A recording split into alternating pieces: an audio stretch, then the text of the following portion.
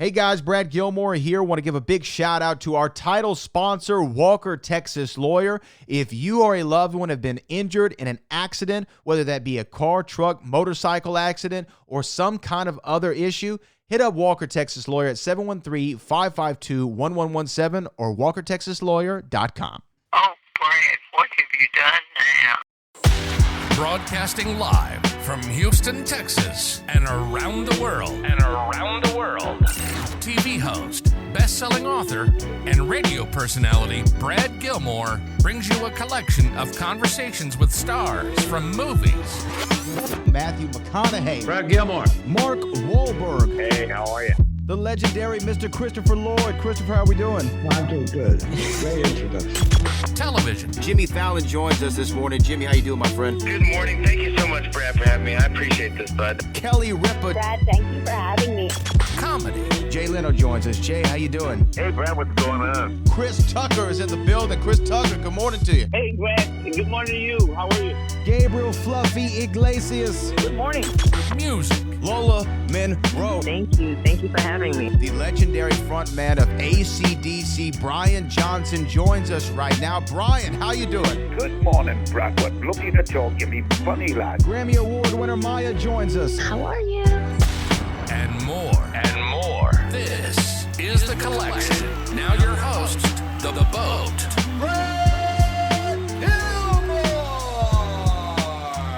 We're talking about the documentary that everybody seems to be talking about, and the directors who join me right now, Matt and Kachi. Hey, guys, congratulations on the film. Thank you so much, Brad. You know what? I want to start with you, Matt, because I know that you got the viral video before it was viral. You were like the guy who knew about the band before they blew up, and it was sent to you without context. And my question is, when you watch it for the first time, did this vision pop in your mind instantly, or was this something that ruminated for a moment? I mean, it didn't ruminate that long. It certainly, like, immediately I knew I wanted to know who this kid was. And I just say this kid because I didn't know a name then. Didn't have a name, didn't have a place. I just, the video was of a boy dancing, doing ballet in the rain, barefoot. And it was more than just the obvious juxtaposition between the ballet and his surroundings. It was this confidence and passion in his body language and his face. And I just, like, sometimes you feel something in your gut. It's less of a thought and more of a feeling. And my curiosity got the best of me, and I went down the internet rabbit hole till I found who he was and made contact. And then when I got to know him, I mean, when I say got to know him, just in the first Zoom I had with him and his family, and heard his story, and I always look for universal truths, universal human themes, and his was about really big dreams, seemingly impossible dreams, but also something relatable for me personally as acceptance and belonging, and the search for that. And then I knew 100%. I didn't need to know the middle of the story or the end of the story. I knew that Anthony was someone that was worth following. And with that, I also felt, although I had always directed films myself, I felt for this one to be the most authentic. It would be to partner and collaborate with a Nigerian filmmaker that also connected with the story, not just any Nigerian filmmaker, but someone that would really connect with the story, perhaps in a different way than me, and that together our skill sets could be different, but also overlap and make the best version of this. And then I went down a second rabbit hole of looking at filmmakers, but right when I saw Kachi's work and met Kachi, I stopped looking elsewhere. I knew, just like when I stopped when I saw Anthony's video and I knew Kachi, just a gut feeling, I just connected with him. I connected with his story, and I knew that together we could really tell a beautiful story. And Kachi, when you got the call, and you were brought into this project. Was there any hesitations on collaborating, with somebody, and working, I guess, because this is during 2020, so you're having to kind of go through all these different challenges, or did you hear the vision and say, no, absolutely, whatever the task is, I'm up for the challenge? I think you might be muted there, Kachi. You're muted. Sorry about that. I think, in the first instance, it was just like, what is this story about? Like, where's this coming from? And, we spent some time and we talked about it. And then I met Anthony in person for the first time and spoke with him. I remember reaching back to Matt and say, hey, look, man, I met this kid and this is a fantastic story. And I would be honored to be a part of it. Obviously, like Matt, I haven't before then co-directed anything with anyone. It's like you just walk solo. So that there was some thinking around that, like, how would this work? But I think that the sort of like the passion and the desire and the excitement that we both felt, to tell the story sort of overrode any other concerns. And we knew that, we would figure out a way to make this happen. It was also very important for us in the beginning to be true sort of like collaborators and partners and friends. So there was also an investment of time to know each other, right? I introduced Matt to jollof rice. I took him on walks in my neighborhood.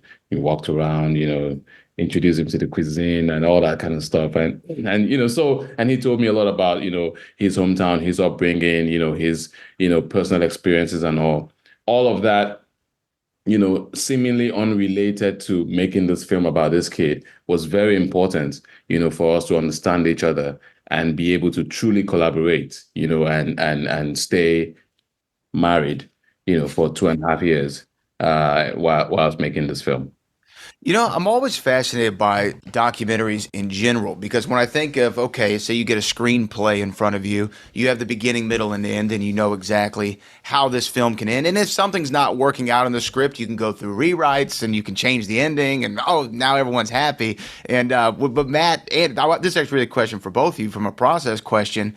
You don't have that same luxury with a documentary. You got to go where the subject is taking you. Did the film end up in the same place you first envisioned it, Matt, or did it go somewhere completely different? No, but I think for documentaries, what draws me to it is like that discovery, and it's all in the eye of the beholder. Like, yes, that can be scary, right? You don't know where it's going to go, or you can kind of embrace it and go on that journey with where the subject or character takes you. And like, that's why I chose to make documentaries. When we first discovered Anthony, that's all we had was this amazing kid in Lagos, Nigeria, who did ballet and was bullied and not really accepted, because doing ballet in Nigeria, especially as a boy, is not something that's standard. And we started this journey not knowing that he'd ever even leave Nigeria. We had a feeling there'd be some opportunities, but both me and Kachi and our production team and producers and Disney Plus, who came aboard early, we started filming before he even got the call from Elmhurst Ballet School in England, where he ends up going. So this whole story could have all taken place in Nigeria, or he could have gone to a school in the United States or Italy or wherever. But we knew we knew Act One, right? We knew there was something in terms of like the character and the themes. I always look for what are the universal human themes and truths. In this case, like I said, acceptance, belonging, dreams that are relatable. Even if you never leave your neighborhood, there's still a story. It just so happens, which is great for him, that one of the best ballet schools in the world called him up to the major leagues. And he went to England and had its own challenges. But we didn't know what was going to happen next. I always say in documentaries, it's written 3 times, before you shoot, while you're shooting, and in the edit room. Yeah, and that's what I was actually going to ask, Kachi. Did a lot of this come together for you all in the edit, and did you really kind of get to hone in on that vision through the edit process?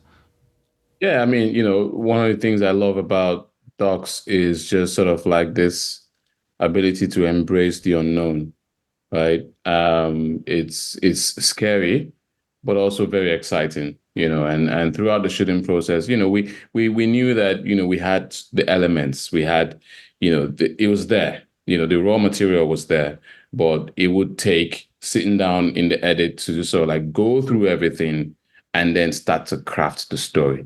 And that's where it gets really, really fascinating, where you just take all of this material. We shot what, Matt, 100 hours or more? I think it was more. I mean, usually I've shot hundreds of hours. This one was very like intentional. Right.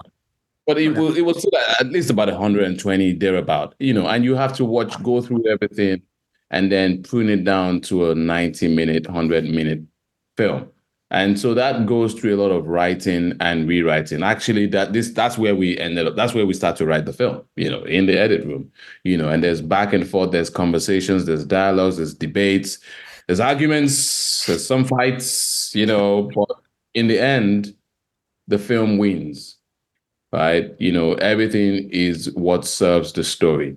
And it was just beautiful to witness that, especially for me, coming from a place where we don't have a huge documentary culture, right? And so having this opportunity to work with Matt and with, our amazing editor, Georgia, and with the sort of like the backing of, a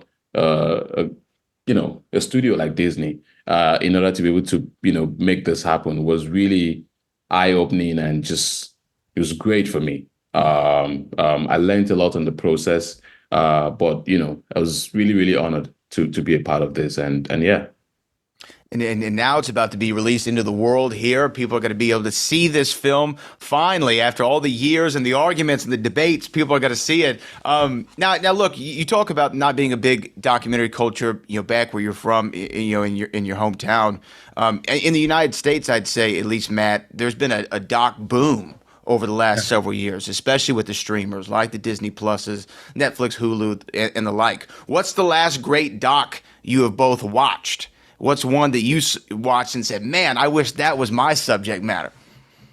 So many. What's great about docs is the streamers have opened up the doors, but also the filmmakers, it's not, is pushing the boundaries, right? Visually, craft-wise, where it's not always historical talking heads, archival, which is also great. But if you look at Madu, it's very visual. There's no interviews in it. It's there's so many different ways where you can sort of challenge yourself to do something new and special. So I like different things for different reasons. I mean, I love The Barber of Little Rock, which was nominated this year for documentary short. I like The Painter and the Thief from a couple years ago. That's just amazing. 20 Days in Mariupol that won the Oscar this year is amazing. It's just the Wildcat last year. I mean, there's a lot, right? Yeah. And Kachi, what are you liking? I mean, one of the best docs that I've seen in a while, is Honeyland, and it really, it's, I've seen it like 3 times, and again, back to the same issue about docs and how docs are made. If I go into what Matt said, and just sort of like the different ways that directors and filmmakers are experimenting and pushing the envelope of storytelling through docs. Every once in a while, I just bring like young folks back home in Nigeria, and I say, hey man, let's watch this. So we've seen Honeyland, we've seen Hunters, we've seen All That Breeds, and I just saw like, look, this is how we can start to push the envelope, right? We can go beyond, no offense to, interview documentaries that are, sort of like founded or built around interviews and talking heads, but there's more that can be done. We can get adventurous, we can get creative, we can do more, we can try more. And so, yeah, those are some of the films that I've seen that, stay with me. And I'd be like, yeah, man, I wish I did that, but you know what? The next one is going to be like that, or even better.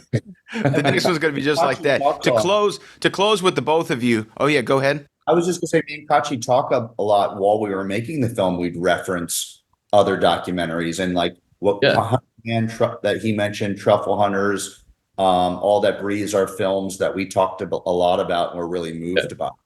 Yeah.